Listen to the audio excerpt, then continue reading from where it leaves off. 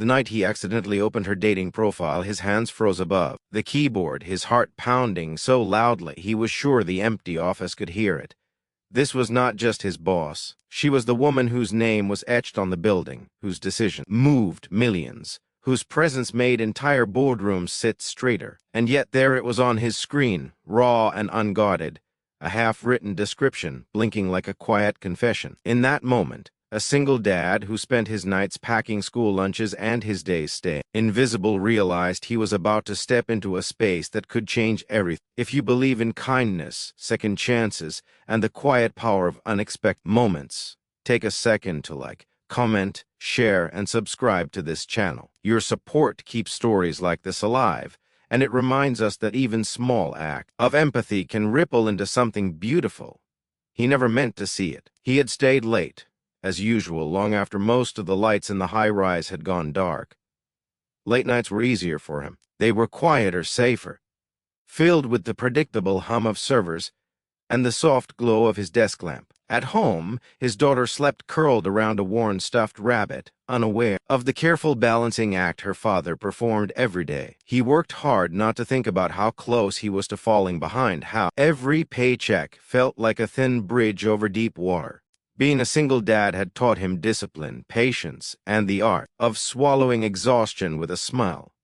But it had also taught him loneliness in ways he never spoke aloud. His boss was still in her office that night, the faint light under her door proof that she too lived beyond normal hours. She was admired, respected, and quietly feared. People spoke about her success with awe, but rarely about the cost. He had noticed the tiredness in her eyes during meetings, the way she lingered after presentations, as if returning to an empty space she did not want to face. Still, she felt untouchable, living in a world far removed from his own.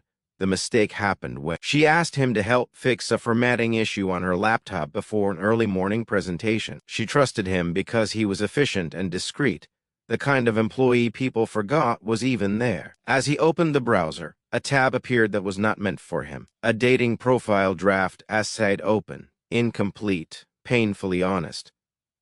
A description that tried to sound confident but hesitated between lines, a list of interests that felt more like hopes than hobbies. He looked away immediately, guilt flushing his face, but she noticed. Embarrassment crossed her expression so quickly it felt like a crack in armor.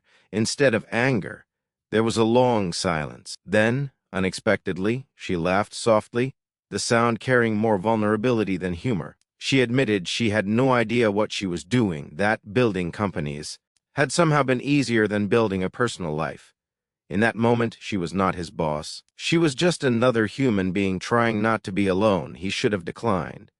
He should have fixed the formatting and left. But something about the way she sat there, shoulders slightly slumped, made him pause. He mentioned, almost apologetically, that he had once helped his sister set up a profile after her divorce, that sometimes an outside perspective helped. He expected her to dismiss the idea, but instead she surprised him again by asking if he would take a look, really take a look, and tell her what felt off.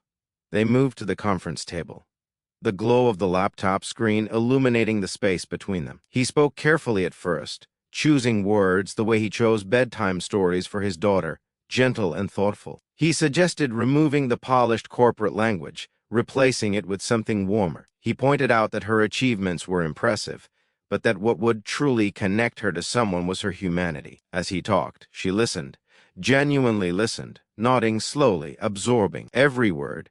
He found himself opening up without realizing it. He spoke about authenticity, about how people sense when you are hiding behind titles. He spoke about how being honest, even about fears, creates real connection. He did not mention that these were lessons learned the hard way, after his wife had left, after he had learned to rebuild a life from fragments.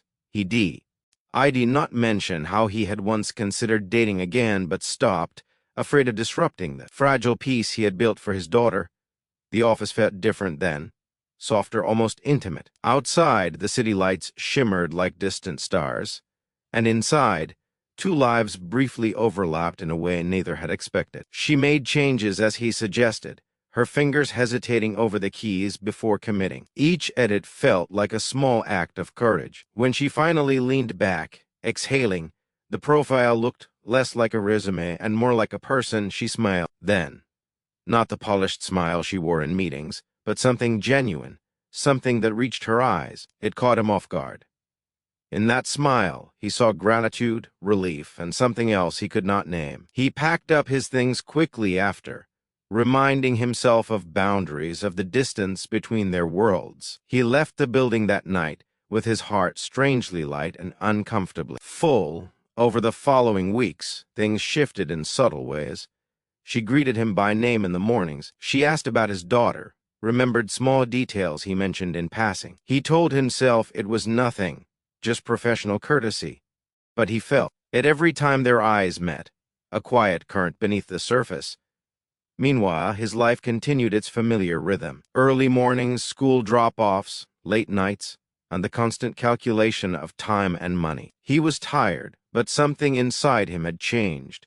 He felt seen. One evening, she called him into her office again, this time with a different energy. The dating app had produced results, she said, but not the kind she hoped for.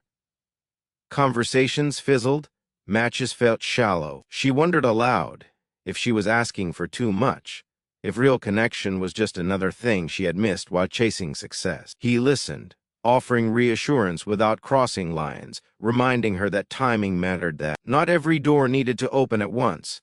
Then she said something that shifted the air completely. She looked at him with that same unguarded smile and suggested, almost playfully, why not take her out instead? The words hung between them, heavy and electric. He felt panic rise first, then disbelief, then a quiet thrill he tried desperately to suppress. His mind raced through all the reasons it was impossible.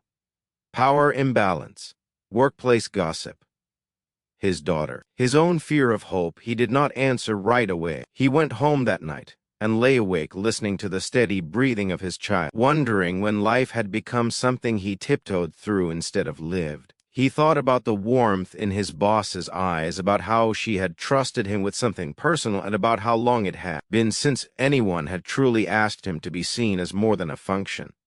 The days that followed were filled with tension. He avoided her when he could, afraid of saying yes, afraid of saying no.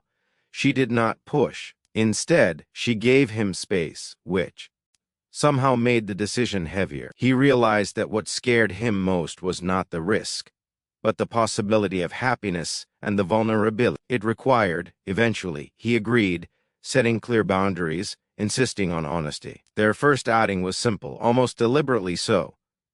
No luxury, no spectacle. Just two people sharing a meal, talking about books, childhood memories, and the strange paths that had led them there. He spoke about his daughter, about the guilt he carried, about the way love once lost leaves echoes. She spoke about the loneliness of leadership, about being admired, but rarely known. The connection that formed was not explosive, but steady and deep. It unfolded like trust, built slowly, brick by brick. They navigated challenges with care.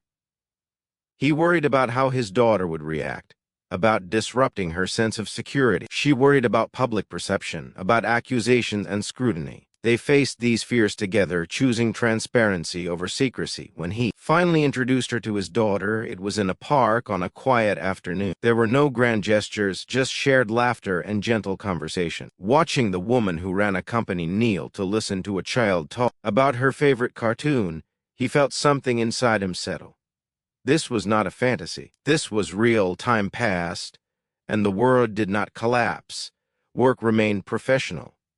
Respect grew. The whispers he feared never came, replaced instead by quiet admiration from those who saw how balanced and grounded their boss seemed, how the single dad who once blended into the background now carried himself with quiet confidence. The real transformation, though, happened inside him. He learned that accepting love did not mean abandoning responsibility. He learned that his daughter did not need him to be invincible, just present and honest. He learned that sometimes life offers second chances in the most unexpected forms, like a late night at the office and a half-written dating profile. As the story nears its end, if the journey has stirred something in you, if it has reminded you of the beauty of vulnerability and the courage it takes to open your heart, please take a moment to engage with this video. Your likes, shares, and comments help these stories reach others who might need them. And just before we close, Leave a comment below telling us what part of this story touched you the most, or if you believe that love can still surprise us when we least expect it. In the end, it was never about a dating profile or a bold invitation. It was about two people choosing to see each other beyond labels, beyond fear. It was about a single dad who learned that helping someone else be honest also meant allowing himself the same grace. And it was about a woman who realized that strength does not disappear when you ask for connection. It grows. Together, they discovered that sometimes the bravest thing you can do is say yes to a moment that feels terrifying, because it might just lead you home.